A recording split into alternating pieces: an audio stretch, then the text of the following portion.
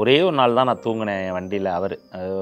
மதுரையிலேருந்து ரிட்டர்ன் வந்துட்டு இருக்கும்போது டிரைவரும் தூங்கிட்டான், நானும் தூங்கிட்டேன். உள்ளே இருந்தவங்கலாம் ஸ்பாட் அவுட்டு. ஸோ நான் மட்டும் பொழைச்சி வந்திருக்கேன். தெய்வ பிறவி தான்ப்பா, மறுபிறவி தான். நிறைய பேர் என் காது படவே பேசுகிறாங்க, நல்லா அதை நான் பாசிட்டிவாக பேசுகிறாங்க. பாவண்டி அவர் நல்லா இருந்தாருடி, ஒரு ஆக்சிடென்ட் ஆகி போச்சுடி அவருக்குன்னு ஒரு அம்மா அழுகுது. இந்த மாதிரி மக்கள் பேசுகிறதெல்லாம் கேட்குறேன். ஐயோ, ஒரு நல்ல படம் கொடுத்து அவங்கள ஹார்ட்டை டச் பண்ணிட்டோம்னா அந்த படம் எங்கேயோ போயிருமே, திரும்ப ஒரு கராட்டக்கார மாதிரி வந்துருமே. ராமராஜன் சாருக்காக இந்த ஸ்கிரிப்டை பண்ணலை. ஒரு ஸ்கிரிப்ட் பண்ணியாச்சு. லெஃப்ட்டில் பாஸ்கர் சாரும் ரைட்டில் ராதா விசாரம் பண்ணணுங்கிறது ஃபிக்ஸ்டு. ஆனால் சென்ட்ரு ஃபிகர் யாருங்கிறது தான் போயிட்டே இருக்குது. ஒரு 7 ஆப்ஷன் வரைக்குமே போயிட்டோம். ராமராஜன் சார்ட்ட கேட்டேன், ஏன் சார் தின் மீசை வச்சிருக்கீங்க எல்லா மற்ற படங்கள் எல்லாம், கொஞ்சம் மாற்றி பார்க்கலாமேன்னு. நம்பியார் சார் கொடுத்த அட்வைஸ் தான், ராமராஜா நீ எப்பயுமே இளமையா தெரியணும்னா மீசையை தின்னா வைக்கணும், நானும் எம்ஜிஆர்லாம் அப்படி தான் வைப்போம் நம்பியார் சார் அட்வைஸ் பண்ணாராம். அதுல இருந்து தான்ப்பா நான் இதை வைக்க ஆரம்பிச்சுட்டு இன்னைக்கு வரைக்கும் அப்படி தான் வச்சாரு. சார் இந்த மாதிரி இசைஞானி ஐயாவை பண்ணால் நல்லா இருக்கும்னு நாங்கள் ஃபீல் பண்ணுறோம், கதை சொல்லணும், நீங்கள் என்ன சார் நினைக்கிறீங்க? என்னப்பா நீ மனசில் 10-15 வருஷமாக வேண்டிகிட்டு இருக்காராம், திரும்ப ராஜா இசையில நம்ம நடிக்கணும்னு அப்படி துடிக்குங்க அவருக்கு மனசு. இசைஞானி இளையராஜா ஐயானா எங்க அம்மாவுக்கு அப்புறம் இளையராஜா தான் அப்படின்றாங்க.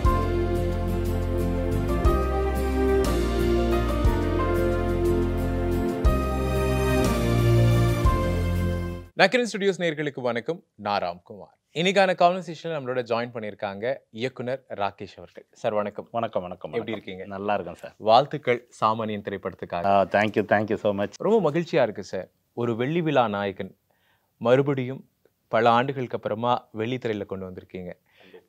இந்த ரெஸ்பான்சிபிலிட்டி எப்படி இருக்கு சார்? இல்லை, ரொம்ப சந்தோஷம். அதாவது நம்ம ரொம்ப பார்த்து ரசித்து கொண்டாடணும் ராமராஜன் சார். இப்போ நமக்கு ராமராஜன் சார்னா எப்படி பொதுவாக கனெக்ட் ஆகும் அப்படின்னா, அவர் சார் கலர் கலராக சட்டை போட்டிருப்பாரு, நல்லா தண்ணி அடிக்க மாட்டார், தம் அடிக்க மாட்டார், அவர் பாட்டெல்லாம் ரொம்ப பிடிக்கும், க்ளீன் ஷேவில் இருப்பார், மீசை தின்னா வச்சுக்குவாங்க சார் அப்படின்ட்டு, ரொம்ப வெள்ளந்தியா ரொம்ப யதார்த்தமாக மண்மனம் மாறாமல் பேசுவார்.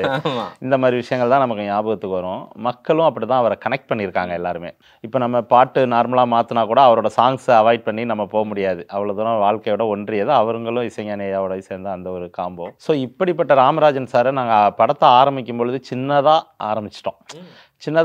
மீன்ஸ் எப்படின்னா, ஒரு சிம்பிளாக ஒரு பூஜை போட்டு சிம்பிளாக பண்ணி இப்படி. ஆனால் அவருக்கு ஃபேன் பேஸ் இருக்காங்கன்னு தெரியும். படம் பொறுப்பாக இருக்கணும், நல்லா இருக்கணும், திரும்ப சார் கொண்டு வராங்க, கம்பேக் வர்றாங்க. அந்த ஒரு பெரிய பாக்கியம் எனக்கு கிடச்சிருக்கு எங்கள் ப்ரொடியூசர் கொடுத்தது மூலயமா. ஸோ தயாரிப்பாளர் மதி சாருக்கு இதுக்கு ரொம்ப நன்றி சொல்லிக்கிறேன். ஸோ இந்த ஒரு பொறுப்பெடுத்து நம்ம இதை ட்ராவல் பண்ணும்போது அந்த ஷூட்டிங் ஸ்பாட்டுக்கு வர்ற க்ரௌடு, அவரை பார்க்க வந்த அந்த ஒரு ஆசாசி, ஒரு விஜயகாந்த் சாரை பார்க்க வருவாங்கல்ல, அந்த சென்ஸில் அந்த மாதிரி இவரையுமே ரொம்ப பிடிக்குது. ஆக்சுவலி நானுமே விஜயகாந்த் சாரோட பெரிய ஃபேனு, ராமராஜன் சார் எல்லாருக்கும் பிடிக்கும், எனக்கும் பிடிக்கும், நம்மளும் பெரிய ஃபேன். அப்படி இருக்கும்போது அந்த கூட்டம் பார்த்திங்கன்னா அப்படி ஒரு ஆசையாக வந்தது பார்க்க. ஸோ அப்போ எனக்கு இன்னும் ரொம்ப பயமும் பொறுப்பும் அதிகமாகுது. ஆமாம், அந்த இதில் அதை ரொம்ப ஃபீல் பண்ணுறேன். ஷூட்டிங் ஸ்பாட்டில் மதுரையெல்லாம் ஒரு ஃப்ரேம் கூட வைக்க முடியல ஸ்பாட்டுக்கு. பார்த்தா க்ரௌடு எங்கே பார்த்தாலும் ஏறுறாங்க. நிறைய பேர் என் காது படவே பேசுகிறாங்க, நல்லா அதை நான் பாசிட்டிவாக பேசுகிறாங்க. பாவண்டி அவர் நல்லா இருந்தாருடி, ஒரு ஆக்சிடென்ட் ஆகி போச்சுடி அவருக்குன்னு ஒரு அம்மா அழுகுது, ப்ரொடக்ஷனுக்கு வந்த ஒரு அம்மா. இந்த மாதிரி மக்கள் பேசுகிறதெல்லாம் கேட்குறேன். ஐயோ, ஒரு நல்ல படம் கொடுத்து அவங்கள ஹார்ட்டை டச் பண்ணிட்டோம்னா அந்த படம் எங்கேயோ போயிருமே, திரும்ப ஒரு கராட்டக்கார மாதிரி வந்துருமே, நம்ம ஒரு நல்ல படம் பண்ணிடணும் அவர் சாருக்குங்கிற பொறுப்பு கூடுதல். நான் சார்ட்டே இதை டைரெக்டாக சொன்னேன். சொல்லிவிட்டு அப்புறமா ஒரு ஸ்டேஜில் தான் எனக்கு என்னென்னா, மக்கள் நாயகனை கொண்டு வந்து விட்டாச்சு. ஒரு 12-13 வருஷமாக பண்ணலை சார். அதுக்கு முன்னாடி ஒரு 10 வருஷம் கேப் விட்டார். இதுக்கப்புறம் கண்டினியூவாக பிஸியாக இருப்பாருன்னு நம்புகிறேன். ஸோ அந்த நல்ல படமாக ப்ராமிசிங்காக ஒரு சென்டிமெண்டல் எமோஷனல் படமாக வந்திருக்கு. ஓகே, சாரே சொல்லும்போது அந்த ஒரு விஷயத்த சொல்லியிருந்தார். ஆக்சுவலாக நான் பல வருஷமாக ஸ்கிரிப்ட் கேட்டுட்டு இருக்கேன். ஏன்னா எனக்கான ஒரு ஸ்கிரிப்ட் நான் என்னோட ஆடியன்ஸை ஜஸ்டிஃபை பண்ணுற மாதிரி கொடுக்கணும் அப்படிங்கிறதுக்காக வெயிட்டிங்கில் இருக்கேன். டைரக்டர் ராகேஷ் என்கிட்ட சொல்லும்போது ரொம்பவே ஆச்சரியமாகவும் பிரமிப்பாகவும் இருந்துச்சு. குறிப்பாக அந்த இன்டர்வல் பிளாக்கான அந்த சீன் தான் சினிமாவில் நீங்கள் இப்போ வரைக்கும் பார்க்காத ஒரு புதுமையான ஒரு விஷயத்த அந்த இன்டர்வல் பிளாக்ல நீங்கள் பார்ப்பீங்க அப்படின்ற மாதிரியான பல விஷயங்களை ராமராஜன் அவர்களும் சொல்லியிருந்தாங்க. நீங்கள் சொல்லுங்கள், ஒரு இயக்குனராக ஸ்கிரிப்டை கொண்டு போய் ஒரு ஆக்டர்கிட்ட நம்ம சொல்லும்போது அவரை இம்ப்ரெஸ் பண்ணுறதுக்காக நிறைய விஷயங்கள் சொல்லலாம். பட் ஆனால் அது அவருக்கு பிடிக்கணும். ஏன்னா பல வருடங்களாக சினிமாவில் பயணிக்கிறாரு, பெரிய பெரிய ஹிட்டை கொடுத்தவரை ஓகே அப்படின்னு சொல்கிறது சாதாரண விஷயம் கிடையாது. அப்போ அந்த ஸ்கிரிப்டில் வேல்யூவான பல விஷயங்கள் இருந்திருக்கும். ஒரு சில விஷயங்கள் அவரை இம்ப்ரெஸ் பண்ணது இல்லை, இதெல்லாமே கண்டிப்பாக ஆடியன்ஸ் கனெக்ட் ஆகும் அப்படின்னா என்னென்ன இருக்கும்? இல்லை, என்ன அப்படின்னா, அவர்கிட்ட கதை சொல்ல போகும்போது எடுத்தவொடனே நான் போயிட்டு முதல்ல கதையை சொல்லலை. ஒரு மியூச்சுவல் நண்பர் ராஜேஷ் மூலியமா தான் போனேன். எங்கள் தயாரிப்பாளர் தான் வந்து இந்த கதைக்கு வந்து அப்புறம் இன்னொரு விஷயம் ராமராஜன் சாருக்காக இந்த ஸ்கிரிப்டை பண்ணலை. Okay okay. ஒரு ஸ்கிரிப்ட் பண்ணியாச்சு. லெஃப்டில் பாஸ்கர் சாரும் ரைட்டில் ராதா ரவி சாரும் பண்ணணுங்கிறது ஸ்கிரிப்ட் எழுதும் போதே ஃபிக்ஸ்டு. ஆனால் சென்ட்ரு ஃபிகர் யாருங்கிறது தான் வந்து போயிட்டே இருக்குது. ஒரு 7 ஆப்ஷன் வரைக்குமே போயிட்டோம். அப்போ சார் 10-15 வருஷம் நடிக்காதனால அந்த அவர் சாரோட இது மைண்டில் யாருக்குமே வராது. அதானே நிதர்சனம். நம்ம பொய் சொல்ல முடியாது, சாருக்காக எழுதணும் அப்படின்னு சொல்ல முடியாது. ஸோ அப்படி இருக்கும்போது ஒரு நாள் ப்ரொடியூசர் ஃபோன் பண்ணி ஆப்ஷன் பார்த்துக்கிட்டே இருக்கோம். ஷூட்டு ஃபிக்ஸ் பண்ணிவிட்டு ரிவேர்ஸில் பார்க்குறோம் ஆப்ஷனு. ராமராஜன் சார் எப்படி இருக்கும் அப்படின்னாரு. நான் அப்படியே டோட்டலாக சைலண்ட் ஆகிட்டேன். என்னங்க அப்படின்னாரு. இல்லை சார், என்ன ஒரு 2 நாள் டைம் எடுத்துங்க, யோசிச்சு சொல்லுங்கள், அவசரப்பட்டு சொல்லாதீங்க அப்படின்னாரு. நான் அப்போ எனக்கு ராமராஜன் சார் அப்படின்னோடனே எனக்கு 2 டவுட்டு. முதல்ல ஒன்றுனா ஃபஸ்ட்டு இவர் நடிப்பாரா அப்படின்ட்டு. ஏன்னா என் ஃப்ரெண்டுக்கிட்ட நான் சொல்லுவேன், டேய் சார் ஏதாவது ஒரு படத்தில் நடிக்க சொல்லுடா நானே சொல்லுவேன். சும்மா வர்ற பெரிய டேரக்டர்கிட்டலாம் இப்படியே வேணான்னு சொல்லிட்டு இருக்காரு, இதெல்லாம் ரொம்ப தப்பு. அவர் பார்க்க இன்னமும் ரசிகர்கள் ரெடியாக இருக்காங்கன்னா அவர் கேட்க மாட்டுறாரு சார் அப்படின்னு பாவேன். இப்போ சரி ஓகே அப்படின்னு சொல்லிட்டு விட்டுட்டேன். அப்புறம் வந்து எனக்கு ஒரு மீட்டிங் வாங்கி கொடுக்க முடியுமான்னொன்னே ராஜேஷ் தான் எல்லாம் ரெடி பண்ணி கொடுத்தாப்புல. கொடுத்தோடனே சாரை பார்க்குறதுக்காக போனேன். அவரே ஃபோன் பேசினார். சார் நான் ராமராஜன் பேசுகிறேன் அப்படின்னாங்க. சார் இந்த மாதிரி உங்களை பார்க்கணும் சார், ஒரு கதை சொல்லணும் அப்படின்னு. அடுத்த நாள் ஒரு நல்ல நேரம் பார்த்து இந்த டைம் வாங்க வீட்டுக்கு அப்படின்னாரு. அப்புறம் வீட்டுக்கு போனேன். அது டைம்லாம் பார்ப்பார் சார். அந்த இதில் பார்த்தோன்னே சரி நான் நல்ல நேரத்தில் போன உடனே சரி டப்புன்னு கதையை சொல்ல முடியல எனக்கு. போனால் அவர் முன்னாடி அவர் நடித்த படங்களும் கராட்டக்காரன் படமும் நிறைய விஷயங்கள் கண்ணு முன்னாடி வந்து போது கதையே சொல்ல முடியலை. டக்குன்னு போயிட்டு கதையை சொல்ல முடியல. அப்புறம் பார்த்தேன். அப்புறமா ஒரு ஸ்டேஜில் அவர் வந்துட்டார். வந்தோடனே சார் வேட்டியை சும்மா அப்படி மடித்து கட்டுங்க சார் அப்படின்னு. வேட்டி சட்டையோட நார்மலாக சாதாரணமாக அழகாக வந்தார். மடித்து கட்டிட்டு ஒரு சவுண்ட் அந்த பார்த்து சொல்லுங்கள் சார் சும்மா அப்படின்னு. அது பண்ணார். அதுக்கு முன்னாடி கதையை சொல்லியா முதல்ல அப்படின்னாரு. ஒரு அன்பா சொன்னார், இருக்கட்டும் சார் அப்படின்னு சொல்லிட்டு எப்படின்னு பார்த்தேன். அப்புறமா சொன்னார், அதெல்லாம் ஒன்றும் இல்லை சார், நான் பக்காவாக இருக்கேன், எல்லாம் பண்ணுவேன், என்னை ஓடுற மாதிரி ரொம்ப வேகமாக ஷாட் எடுக்காதீங்க, மற்றபடி என்ன அந்த கால் கொஞ்சம் நடக்க முடியாது, அதனால அது மட்டும் மேனேஜ் பண்ணிக்கோங்க அப்படின்னாங்க. சரி சார் அப்படின்னு சொல்லிட்டு இதெல்லாம் இப்போ ஸ்கிரிப்டுக்கு முன்னாடியே பேசிட்டு அதுக்கப்புறம் சத்தெல்லாம் விட்டதுக்கப்புறம் ஒரு நல்ல செட் ஆகி ஃப்ரெண்ட் ஆனதுக்கப்புறமா அப்பையும் கதையை ஆரம்பிக்கலை. சார் இந்த கதை சொல்கிறதுக்கு முன்னாடி சில விஷயங்கள் சொல்லிடுறேன், உங்களுக்கு பிடிச்சா நீங்கள் கதை கேளுங்க. என்ன அப்படின்னா இந்த படத்தில் உங்கள் ட்ரெஸ் கோடு வந்து கலராக இருக்காது சார் அப்படின்னு முதல் பாயிண்ட்டு. அவர் அதுக்கு ஒரு சின்ன 50-50 ஆகிட்டார். என்ன இப்படி சொல்கிறாப்லான்ட்டு. 2வது பாட்டால் புகழ்ந்து உயரத்துக்கு போன நீங்கள், பாட்டால் புகழ் பெற்ற நீங்கள், இசைஞானி ஐயாவோடையும் கங்கை அமரன் சார் காம்பினேஷனில் புகழ் பெற்று பாட்டால் மக்கள்கிட்ட போய் சேர்ந்த உங்களுக்கு இந்த படத்தில் பாட்டு இல்லை. இதை முன்னாடியே சொல்லிட்டேன். 2வது பாயிண்ட்டு. 3வது மன்னிச்சுக்கோங்க சார், கொஞ்சம் கஷ்டமாக இருக்குது, இதில் உங்களுக்கு ஜோடியும் கிடையாது அப்படின்ட்டேன். ஆக மொத்தத்தில் அவரோட யூஷுவல் ஐடென்டிட்டி என்னென்னவோ அது எல்லாத்தையும் உடைச்சிருக்கீங்க. ஆமா, பாட்டு இல்ல, சட்டை கலர் சட்டை இல்ல, ஹீரோயின் இல்ல, இது கிடையாது. அதுதானே ராமராஜன் சார். அதான் அப்போ அவர் சாருக்கு சொல்லும்போது, சார் இது மூலியமா தான் உங்களோட வெற்றியே, இது எல்லாத்தையும் தூக்குறனால உங்க வெற்றி இதுலேருந்து வெளியில போகாது சார். என்னன்னா மனசுக்குள்ள ஒரு அழுத்தத்தையும் சோகத்தையும் தாங்கி இருக்கிற ஒருத்தன் கலராக சட்டை போட முடியாது. அதுக்குன்னு அது சினிமாட்டிக்காக அது கரெக்டாக இருக்காது. அதனால கொஞ்சம் ரொம்ப லைட் கலர்ஸ் தான் சார் நம்ம போட போகிறோம். ரொம்ப ஹெவியான டார்க் கலர்ஸ். ஆமாம், ஒரு சாதாரண ஒரு மனிதனாக தான் இருக்கணும், சாமானியனாக தான் இருக்கணும் அப்படின்னாச்சு. சரி அப்படின்ட்டு கதையை முதல்ல சொல்லுங்கன்ட்டு. இதெல்லாம் சொன்னோன்னே தான் அவர் கதை கேட்கணுன்னே தோணிடுச்சு. இது எல்லாத்தையும் தூக்கிட்டு என்னையா பாட்டு ஏன்பா இல்லை அப்படின்னா அதுக்கான சூழலும் இதில் இல்லை சார் அப்படின்னு சொல்லிட்டேன். ஜோடி கதை கேட்டு முடிச்சோன்னே நீங்களே ஜோடி வேணான்னு சொல்லிடுவீங்க, அது எனக்கு பிரச்சனை இல்லை சார் அப்படின்னு. அப்புறம் அதுவும் ஓகே அப்படின்ட்டாங்க. இப்படியெல்லாம் இதெல்லாம் சொல்லிட்டு தான் இப்போ கதையை ஆரம்பித்தோம். கதையை ஆரம்பித்து ஃபுல்லாக ஒரு நான் ஸ்டாப்பாக கதை சொல்லி முடித்தோன்னே ஒரு 3 பாயிண்ட் மட்டும் மாற்றுங்க, அப்படி இல்லைன்னா நான் இதை பண்ணலை அப்படின்ட்டார். அதான் உண்மையான விஷயம். அப்புறம் நான் வீட்டுக்கு வந்துட்டு திரும்ப ராஜேஷ்ட சொல்லி என்னால் மாற்ற முடியாது, கொஞ்சம் சார்ட்ட சொல்லுடா, ஏன்னா அது கொஞ்சம் தப்பாயிரும் ராஜேஷ் அப்படின்னு சொல்லி நடுவில் இருக்க ஃப்ரெண்டுகிட்ட சொல்லி கொஞ்சம் புரிகிற மாதிரி சொல்லு அப்படின்னு. அவன் எப்படின்னா நம்ம இந்த வடிவேல் சார் தோசை சுத்த சொல்லுவார்ல, அண்ணன் கடைசியாக அண்ணனுக்கு ஒரு ஆணின் ஊத்த பண்ணிட்டு போயிடுவான். அவன் போனவன கடைசியாக என்ன நான் எவ்வளோ அழகாக இவ்வளோ நேரம் சொல்லி அது நீங்களே சொல்லுங்கள் சார் அப்படின்னா, ஐயோ சொல்ல கஷ்டமாக இருக்குது அப்படின்ட்டு. அப்புறம் திரும்ப ஒரு நாள் போயிட்டு, சார் என்னால் இந்த காரணத்தால் மாற்ற முடியாது, அப்போ சாரி சார் நீங்கள் இன்னும் வேறு யாராவது வச்சு பண்ணுங்க, சூப்பராக இருக்குது கதை, நல்லா பெருசாக சக்ஸஸ் ஆகும், எனக்கு தான் அது செட் ஆகாதுன்னு சொன்னேன் அப்படின்னாரு. அப்புறம் திரும்ப ப்ரொடியூசர் என்னாச்சுன்னு கேட்கும்போது அப்புறம் மதிசாட்டை வந்து சொன்னோன்னே சரி அதில் 2 பாயிண்ட் மாற்றிக்கோ, 1 மட்டுமாவது கேட்டு பாருங்க அப்படின்னாரு. அப்புறம் திரும்ப போய் பேசினேன். சரி அந்த 2 மாத்திரங்களா 1 நான் விட்டு கொடுத்துறேன்ட்டாரு. அதனால அது ரொம்ப ஹாப்பி ஆயிடுச்சு. இப்படியெல்லாம் சேர்ந்து ஒரே கருத்தியல் ரீதியாக உடன்பாடு இல்லாமல் இருந்துச்சா இல்லை கதையில் வந்து எனக்கு இப்படிதான் அவரோட அந்த கதையில் ஏன் அவருக்கு உடன்பாடு இல்லைன்னா அவர் சில கொள்கைகளோட எனக்கு நிறைய ஃபேன் பேஸ் இருக்காங்க, அதனால நான் சில விஷயங்கள் இப்படி பண்ணிக்கிறேன்னாரு. அதில் கொஞ்சம் ஆக்சுவலி எனக்கு அது ஒண்ணுதான். நீங்க சொன்னது எல்லாமே ஒரு கொஸ்டினாவே வச்சிருந்தோம். ஏன்னா அந்த ட்ரெய்லர் பார்க்கும்போது, டீசர் கட் பார்க்கும்போது, நீங்க இப்ப காட்டுன பல விஷயங்கள பார்க்கும்போது, அந்த யூசுவல் சோ கால் இப்ப ரஜினிகாந்த் அப்படின்னா அந்த ஸ்டைல் இருக்கும். கமலஹாசன் அந்த ஆக்டிங் இருக்கும். ராமராஜன் சார் அப்படின்னாலே நிறைய என்டர்டெயின்மென்ட்கான பல விஷயங்கள் இருக்கும். அவருடைய பாட்டு, அவருடைய ஆக்டிங், கூட யாரு ஹீரோயின் அந்த மாரி. பட் இது எதுவுமே இல்ல. இத்தனை வருஷத்துல அவர் கிளீன் ஷேவ் பண்ணாம எந்த ஒரு ஆன் ஸ்கிரீன்ல யாருமே பார்த்திருக்க மாட்டாங்க. பட் ஃபர்ஸ்ட் டைம் அவருடைய லுக்கே பாத்தீங்க அப்படின்னா டிஃபரெண்டான ஒரு ஆமா, அதுல 4வது பாயிண்ட் இது வரைக்கும் கிளீன் ஷேவ்ல நடிச்சிருக்காரு. இதுல எனக்கு வந்து ஒரு மாதம் விட்ட தாடி வேணும்னு கேட்டேன். ஓகே, அதான் ஃபர்ஸ்ட் டைம் கிளீன் ஷேவ் இல்லாம நடிக்கிறாரு. தேர்ட் திங் என்ன அப்படின்னா அந்த யூசுவல் சோ கால் அவருடைய அந்த பேட்டர்ன்ல இருந்து கொஞ்சம் விலகி இப்ப அவரை பார்க்கும்போது துப்பாக்கி அதெல்லாம் பார்க்கும்போது கொஞ்சம் வித்தியாசமா இருக்கு. இல்ல அதே நான் படத்திலேயே சொல்லியிருப்பேன். அவரே ஒரு இன்டர்வியூல ரிவீல் பண்ணாரு. பால்காரன் கையிலலாம் யாரா துப்பாக்கி கொடுத்தது ஒரு இடத்துல பஞ்ச் வச்சிருக்கேன். அது ரொம்ப எல்லாருக்கும் பிடிக்கும். என்னன்னா படத்துலேருந்து விலகி அப்படிங்கும்போது அவருக்கு சில பாயிண்ட்ஸ் வந்து கதை கேட்கும்போது கன்வின்ஸ் ஆகி ஓகேங்க ஷூட் போக ஆரம்பிச்சிருச்சு. திடீர்னு ஒரு தடவை ட்ரெஸ் சேஞ்சுன்னு சொல்லும்போது சார் அவரோட கலர் சட்டையை போட்டு வந்துட்டாரு ஃப்ரேம்ல. அப்புறம் ஆமாம், பூந்தமல்லி லைப்ரரியில் ஷூட் பண்ணும்போது விழுந்தடிச்சு ஓடி போய் சார் இல்லை சார் இது நம்ம இது அந்த இதுதான் சார் வேணும் இதுக்கு அப்படின்னு. ஓ அப்படியா அப்படின்னாரு. சரிப்பா அப்படின்னாரு. ஆனால் அவர் மனசில் ஒத்துக்கிட்டாரு. படம் ஆரம்பிச்சிருச்சு, ஷூட்டிங் போயிட்டுருக்கு. அவரால் எதெல்லாம் ஏற்றுக்க முடியுதுன்னா பாட்டு இல்லாமல் ஒரு படம் நடிக்கிறோங்கிறத ஏற்றுக்க முடியுது, ஜோடி இல்லாமல் நடிக்கிறோங்கிறதையும் ஏற்றுக்க முடியுது. ஆனால் சட்டை மாற்றாமல் பண்ணுறது வந்து அவரால் ப்ராக்டிக்கலில் ஏற்றுக்க முடியலை. ஒத்துக்கிட்டோம் வந்துட்டோம், ஆனால் நம்ம சட்டையை பிரிச்சுட்டானே நம்மக்கிட்டேருந்துங்கிறது துடிக்குது அவருக்கு மனசு. ஏன்னா அவர் மக்கள் தலைவர் எம்ஜிஆர் சாரை பார்த்து அந்த ட்ரெஸ் கோட்லாம் நான் போடுவேன்னு சொல்லுவாங்க. அந்த மாதிரி இருக்கணும். ஏன்னா தேட்டரில் வேலை பார்க்கும்போது எம்ஜிஆர் படங்களாக பார்த்து அந்த மாதிரியெல்லாம் ட்ரெஸ் பண்ணணும்னு ஆசைப்பட்டு தான் நான் இப்படி பண்ணுறேன் அப்படின்னாங்க. அந்த சொல்லிட்டு அப்புறம் மீசை கூட ரொம்ப கட்டையாக வச்சோம். அது அப்ரிஷியேட் பண்ணார் படம் முடிஞ்சு. ஆக்சுவலி அந்த மீசையோட ஐடியா வந்து ப்ரொடியூசர் சொன்னார். என்னன்னா மீசை நாங்கள் ஆக்சுவலி தின்னாக இருக்கிறது வேண்டாம், கொஞ்சம் பெருசாக வைக்கணும் அப்படின்னு சொல்லி தான் பிளான் பண்ணோம். ராமராஜன் சார்கிட்ட கேட்டேன், ஏன் சார் தின் மீசை வச்சுருக்கீங்க எல்லா மற்ற படங்கள்ல எல்லாம், கொஞ்சம் மாற்றி பார்க்கலாமேன்னு. அப்போ அவர் நம்பியார் சாமி சாரோட ஒரு படம் ஒர்க் பண்ணும்போது இந்த சிலம்பு சண்டைலாம் போடுவார், படம் பேர் கொஞ்சம் மறந்துட்டேன். அந்த நம்பியார் சாரோட ஒர்க் பண்ணி நம்பியார் சார் கொடுத்த அட்வைஸ் தான், ராமராஜா நீ எப்பயுமே இளமையாக தெரியணும்னா மீசையை தின்னா வைக்கணும், நானும் எம்ஜிஆர்லாம் அப்படி தான் வைப்போம் நம்பியார் சார் அட்வைஸ் பண்ணாராம். அதுலேருந்து தான்ப்பா நான் இதை வைக்க ஆரம்பிச்சுட்டேன்ட்டு இன்னைக்கு வரைக்கும் அப்படி தான் வச்சார்.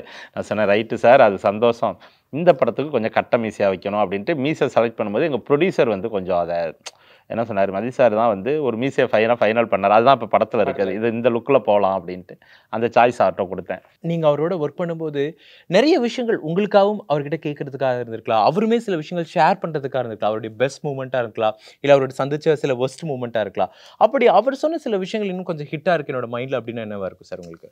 ஃபீல் பண்ணாருங்க. என்னென்னா வாழ்க்கையில் கார் பயணத்தில் நான் தூங்கினதே இல்லை ராகேஷ் அப்படின்னாரு. நான் எப்போ என்கிட்ட சொல்கிறாருன்னா, நான் இப்போ ஒரு 5 months முன்னாடி ஒரு சின்னதாக ஒரு கார் ஒன்று எடுத்தேன். அந்த டைமில் எங்கே இருக்கீங்கன்னாரு, ஒரு ஊருக்கு போயிட்டுருக்கேன் சார் பட்டுக்கோட்டைக்கு அப்படின்னு. நீங்கள் சொந்த வண்டியை நீங்கள் ஓட்டக்கூடாது அப்படின்னு சொல்லிட்டு சொன்னார். வேறு யாராவது வச்சு டிரைவிங்கர் வச்சு ஓட்டிக்கிங்க அப்படின்ட்டு. ஒரே ஒரு நாள் தான் நான் தூங்கினேன் என் வண்டியில். அவர் மதுரையிலேருந்து ரிட்டர்ன் வந்துட்டு இருக்கும்போது டிரைவரும் தூங்கிட்டான், நானும் தூங்கிட்டேன், உள்ளே இருந்தவங்கலாம் ஸ்பாட் அவுட்டு. ஸோ வந்து நான் மட்டும் பொழைச்சி வந்திருக்கேன். பொழைச்சி வந்து இப்படி ராஜா அண்ணனோட குரலில் பாடணும்னு எனக்கு இருந்திருக்கு. கே.எஸ். ரவிக்குமார் சார் கூட அது ஆடியோ லான்ச்சில் சொன்னாங்க, அது சாருமே சொன்னார், எனக்கு அப்படி ஒரு பிராப்தம் இருந்திருக்கு அப்படின்ட்டு. நான் தெய்வ பிறவி தான்ப்பா, மறுபிறவி தான், ஹாஸ்பிட்டலில் படுத்திருக்கேன், என் காதில் உழுவுதுப்பா, இவருக்கு இனிமேல் மெமரி வராதுங்கிறாங்க, இவங்க மெமரி வராதுன்னு டாக்டர் சொல்கிறது என் காதில் நல்லா கேட்குது, பழைய மெமரியை விட அதிகமாக அது மட்டும் கேட்டுச்சு அப்படின்னாரு. இந்த விஷயங்களை நான் ரொம்ப ஃபீல் பண்ணுவேன். நான் தூங்கவே கூடாதுப்பா, வண்டியில் போகும்போது மட்டும் கவனமாக போகணும், உனக்கு வண்டியில் போய் எங்கேயாவது ஓரமாக ரெஸ்ட் எடுத்துகிட்டு போ அப்படின்பாரு. சரி சார் அப்படின்னு சொன்னேன். ஸோ அப்போ அவர் பர்சனலாக சொல்லும்போது அவர் வந்து திரையும் தாண்டி நமக்கு எப்பயுமே ராமராஜன் சார் மட்டும் ஆன் ஸ்க்ரீன் ஆஃப் ஸ்க்ரீன் கிடையவே கிடையாது, ஆக்ஷன் கட்டுக்கு நடுவில் கிடையாது, எப்பயுமே இயல்பு மாறாத ஒரு மனிதர். கேமரா இல்லாமல் இருக்கும்போது என்ன செய்கிறாரோ, நீங்கள் கேமரா வச்சு ஆக்ஷன் சொன்னாலும் அது நம்ம இன்ஸ்ட்ரக்ஷனுக்கு சொல்லிக்கிறது தான், அதே மாதிரி தான் அப்படியே நடிப்புலையும். அவர் ஆக்ஷன் அப்படின்னோன்னு டக்குன்னு சொல்கிறதெல்லாம் கிடையாது, அப்படியே கலன்னு பண்ணுவார். நான் ஏதாவது ஒன்று சொன்னால் என்ன பெரிய 2K கிட்ஸு 3K கிட்ஸு அப்படின்றாரு டக்குன்னு. அதெல்லாம் கிடையாது, அழுகைன்னா அழுகுறாங்கல்ல, சிரிக்கிறாங்கல்ல, கண்ணீர் வந்தால் வருது இல்லை, அம்மான்னு தானே கூப்பிட்றாங்க, அப்புறம் என்ன ட்ரெண்டு மாறிடுச்சு, படம் நல்லா இருந்தால் பார்க்க போகிறாங்க அப்படின்னு சொல்லிட்டு போயிட்டே இருக்கார். சாமானியனில் ரொம்ப முக்கியமான ஒருத்தரை பற்றி பேசணும் அப்படின்னா உங்களையும் ராமராஜன் சாருக்கு அப்புறமா இளையராஜா அவர்கள் தான் மிக முக்கியமாக பேசி ஆகணும். ராமராஜன் அவர்களின் 45வது படம், கிட்டத்தட்ட 25 வருஷங்களுக்கு அப்புறமா அண்ணன் நினைக்கிறேன், அந்த படத்துக்கு அப்புறமா இவங்க 2 பேரும் ஒன்று சேர்றாங்க. படத்தில் வந்து ஆக்சுவலி ஃபஸ்ட்டு வேற ஒரு இசையமைப்பாளர் மூலயமா போயிடலாம் அப்படின்னு தான் ஸ்டார்ட் பண்ணோம் படத்தை. அப்போ வந்து ஏன்னா எங்களுக்கு வந்து பிகாஸ் ஆஃப் பட்ஜெட்டுன்னு கூட வச்சுக்கலாம். ஐயா கிட்ட போகும்போது பட்ஜெட் கொஞ்சம் வேணும் அதுக்குன்னு. ஸோ ஒரு மாதிரி சட்டலாக போயிடலாம் அப்படின்னு சொல்லிட்டு சாரும் வந்து இசைஞானி வேணும்லாம் ராமராஜன் சார் கேட்கல. டீசர்லாம் ஷூட் பண்ணி முடிச்சிட்டோம். டீசர் லான்ச் பண்ணிட்டு இப்போ ஃபஸ்ட் டே ஷூட் போகிறதுக்கு முன்னாடி ப்ரொடியூசர் ஃபோன் பண்ணி இந்த மாதிரி இவங்க 2 பேரையும் ஜாயின் பண்ணால் படத்துக்கு இன்னும் கொஞ்சம் எக்ஸ்பெக்டேஷன் இருக்கும்ல அப்படின்னாங்க. அதில் டவுட்டே இல்லை சார். அது என்ன இன்னும் கூழுக்கு இது என்னமோ சொல்லுவாங்கல்ல, கரும்பு திங்க கூலியாங்கிற மாதிரி வந்து அது எவ்வளோ பெரிய பிராப்தம் இசைஞானி ஐயா. அவரோட ஒரு ஃபோட்டோ எடுக்க முடியுமான்னு இப்போ ஏகப்பட்ட வருஷம் ட்ரை பண்ணிட்டு இருந்தேன் நான். சார் சந்தோஷம் சார், பண்ணுவோம், ஒர்க் பண்ணுவோம் சார் அப்படின்னு சொல்லியாச்சு. சரி அப்புறம் மெதுவாக இது எப்படி கொண்டு போகிறது இதை அப்படின்னாரு. முதல்ல ராமராஜன் சார்ட்டே சொல்லுவோம் அப்படின்ட்டு, சார் இந்த மாதிரி இசைஞானி ஐயாவை வந்து பண்ணால் நல்லாயிருக்கும்னு நாங்கள் ஃபீல் பண்ணுறோம், கதை சொல்லணும், நீங்கள் என்ன சார் நினைக்கிறீங்க, என்னப்பா நீ அப்படின்ட்டு. அப்போ தான் சொல்கிறாரு, அவர் மனசில் 10-15 வருஷமாக வேண்டிகிட்டு இருக்காராம், திரும்ப ராஜா அண்ணா இசையில் நம்ம நடிக்கணும்னு. அப்படியே துடிக்குங்க அவருக்கு மனசு. இசைஞானி இளையராஜா ஐயானா எங்கள் அம்மாவுக்கு அப்புறம் இளையராஜா தான் அப்படின்பாரு. காஸ்டிங் அப்படின்னு பார்க்கும்போது மிக முக்கியமான தமிழ் சினிமாவுடைய ஆட்களை பார்க்க முடியுது. 450க்கும் மேற்பட்ட படங்களை நடித்து இன்னும் நடிச்சுக்கிட்டே இருக்கக்கூடிய ராதா ரவி அவர்கள் இருக்காரு. பல சூப்பர் டூப்பர் ஹிட்டை கொடுத்து இன்னைக்கு பெரிய ஜாம்பவான்களை உருவாக்குன எஸ் ரவிக்குமார் அவர்களை நீங்கள் நடிக்க வச்சிருக்கீங்க. அப்படிங்கும்போது ஒரு டிரெக்டரா, ஒரு பட்டிங் டிரெக்டர், ஒரு 2 படம் நம்ம பண்ணியிருக்கோம், ஒரு 3ஆவது ஒரு படம் இவ்வளோ பெரிய ஆர்டிஸ்ட் வச்சு பண்ணுறோம், எல்லாருமே ராமராஜன் சாருக்காக இந்த படத்தை ஒத்துக்கிறாங்க அப்படிங்கிறது ஒரு விஷயமா இருக்குது. கண்டிப்பாக ராஜா சார்ல ஆரம்பிச்சு எஸ் ரவிக்குமாருங்கும்போது ஒரு டிரெக்டர் ரெஸ்பான்சிபிலிட்டின்னு ஒன்று இருக்குல்ல, வராங்கன்னா அவங்களோட பெஸ்ட்டை நம்ம அவங்க கிட்ட இருந்து எடுக்கணும் அப்படிங்கிறது. ஆன்செட்டில் நடந்த விஷயங்களை சொல்லுங்களேன். அவங்களுக்கு ஸ்கிரிப்ட் படிச்சு காட்டுனதுலேருந்து ஆன்செட்டில் அவங்க கேமரா முடி ஆக்ட் பண்ண வரைக்குமே. இல்லை ஒரு விஷயம் என்னன்னு கேட்டிங்கன்னா, நீங்கள் கேஸ்டிங் அப்படின்னு சொல்லும்போது நான் ஸ்மிருதி வெங்கட்டுக்கு இங்கே தேங்க்ஸ் பண்ணுறேன். ஏன்னா அவங்க வந்து ஹீரோயினாக நிறைய படங்கள் பண்ணுறாங்க. என்னோட ஆட்ஸ்லலாம் அவங்க பண்ணியிருக்காங்க பிஃபோர் ஏர்லியர் ஸ்டேஜில். அவங்க அறிமுகமாகிற டைமில் அந்த ஒரு 10 வருஷம் நட்பு இருக்குது ஸ்மிருதியோட. அப்போது ஒரு கேரக்டரு கன்சீவாக இருக்கணும் கதைப்படி. அவங்களுக்கு நான் ஏகப்பட்ட பேர்கிட்ட கேட்குறேன், அந்த மாசமாக இருக்கிறோங்கிறனாலேயே நிறைய பேர் முக்கியமான ஆர்டிஸ்ட்லாம் வரமாட்டேன். ஓகே என்னடா பண்ணுறது அப்படின்னு சொல்லிட்டு கதையெல்லாம் கேட்பாங்க, நல்லா இருக்குன்பாங்க, கன்சீவாக இருக்கிறங்கிற பாயிண்ட் வரும்போது பேக் வாங்கிடுவாங்க. அப்போ ஸ்மிருதி தாங்க வந்து ஃபஸ்ட் டைமாக எனக்காக பண்ணி கொடு ஸ்மிருதி அப்படின்னு சொல்லி கேட்டேன். அவள் வந்து ஹீரோயினாக அவ்வளோ படங்கள் பண்ணாலும் அதெல்லாம் பெருசாக எடுத்துக்காமல் சரி சார் நான் வர்றேன் அப்படின்னு சொல்லிட்டு அடுத்த நாள் வந்து பண்ணி கேஸ்டிங்கில் நான் முதல்ல ஹார்ட்லி இந்த இன்டர்வியூவில் தான் இந்த பாயிண்ட்டை சொல்கிறேன். நிறைய பேர் அதை பண்ண மாட்டேன்னு சொன்னதுக்கப்புறம் லாஸ்ட் சாய்ஸாக தான், அது ஷூட்டிங்க்கு ஒரு 3 நாள் முன்னாடி தான் கேட்டேன். அவளுக்கு தெரிஞ்சிருச்சு எனக்கு ஒரு உதவியாக பண்ணணும். ஏன்னா விட்டோம்னா போச்சு அந்த இடம், ஒரு பில்லர் மாதிரி பேரலல் கட்டில் வந்துட்டு போகும், த்ரோட்டாக வரும்.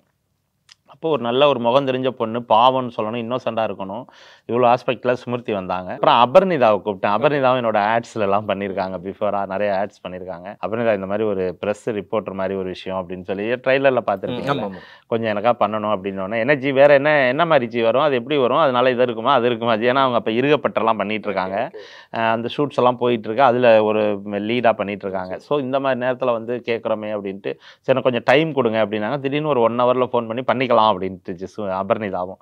ஸோ எனக்கு 2 பேரும் உள்ளே வந்தோடனே சரி எனக்கு இந்த படம் வந்து ஆசீர்வதிக்கப்பட்டிருக்கு.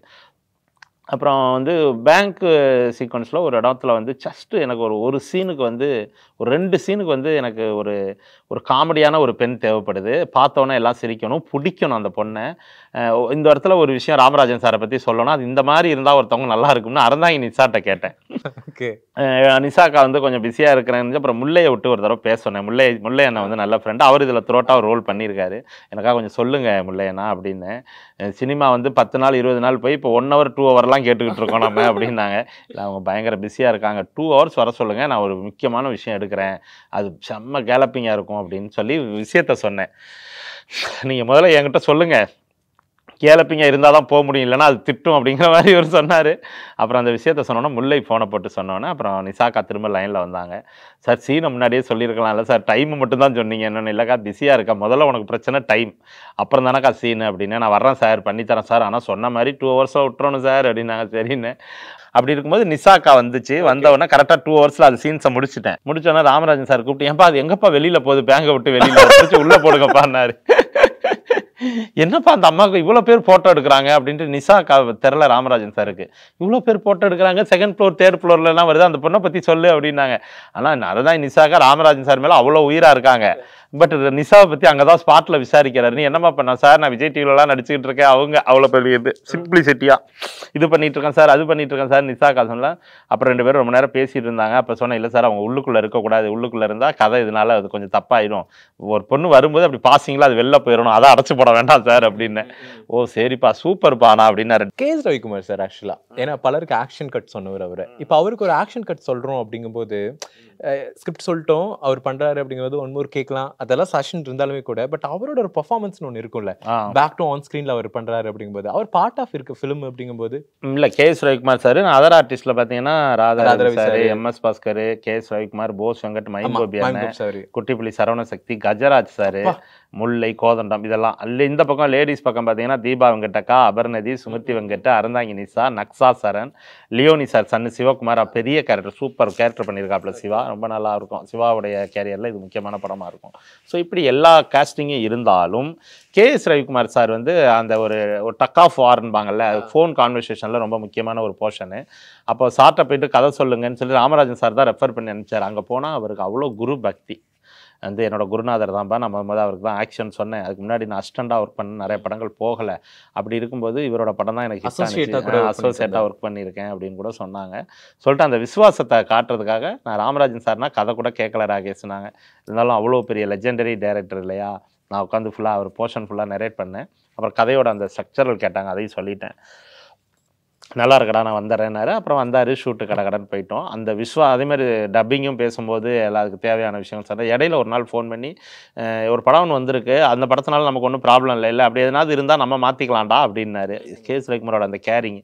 ஷூட்டிங் ஸ்பாட்டில் இப்போ மழை வரப்போதே, மழை வந்தால் என்னடா பண்ண போகிற, ப்ரொடியூசருக்கு 500 பேர் க்ரௌடு வந்திருக்காங்க, 300 பேருக்கு மேலே, அதுக்கு என்ன பண்ணுவேன் கேட்டு ப்ரொடக்ஷன் டைரக்டரில் ப்ரொடியூசர் டைரக்டரில் நான் அப்புறம் சொல்லுவேன், இல்லை சார் இங்கே மழை பெஞ்சிருச்சுன்னா அந்த டென்ட்டுக்குள்ளே போயிடுவோம், அங்கே ஒரு 2 ஹவர்ஸ் பத்தாதுப்பா, நீ பிளான் பண்ணால் ஒரு ½ டே மாதிரி இன்டீரியர் பிளான் பண்ணணும், அப்போ தான் உனக்கு சேஃப். ஏன்னா க்ரௌடை வச்சுக்கிட்டு நீ ரிஸ்க் எடுக்கக்கூடாது, சீக்கிரம் முடியும்பாரு.